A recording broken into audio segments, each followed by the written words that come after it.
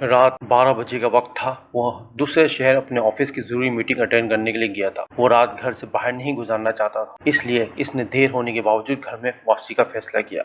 दिसंबर की धुंध भरी रातें थी। इसकी गाड़ी एक घने जंगल से गुजर रही थी जब इसे दूर से कोई आता हुआ हाथ उठाए खड़ा नजर आया। शायद वो लिफ्ट मांग रहा था। पहले तो इसका गाड़ी रोकने का कोई इरादा नहीं था, लेकिन करीब जाने पर इसे गाड़ी रोकनी पड़ी क्योंकि वहां एक लड़की गाड़ी के इंतजार में खड़ी थी। ना जाने इसके साथ क्या मसला पेश आया था जो वो यूं रात के इस पहर इस सुनसान सड़क पे अकेली मौजूद थी। वो इतना सख्त दिल हरगिज नहीं था जो यूं इसे नजरअंदाज करके आगे बढ़ जाता। इसलिए इसने गाड़ी का शीशा नीचे करके इसे वहां अकेले होने की वजह पूछी। जवाबन में इस लड़की ने बताया कि इसकी गाड़ी खराब हो गई और पैदल चल चल कर वो काफी दूर निकल आई थी, इसलिए अब वो रास्ता भटक गई थी। वो नौजवान इस नवी लड़की की बातों में आ गया और इसे अपने साथ गाड़ी में बिठा लिया। इस नौजवान ने इस लड़की से इसका पता मांगा, लेकिन वो जवाबन में खामोश रही। इसके खुले बालों ने इसका पूरा चेहरा ढांप रखा था।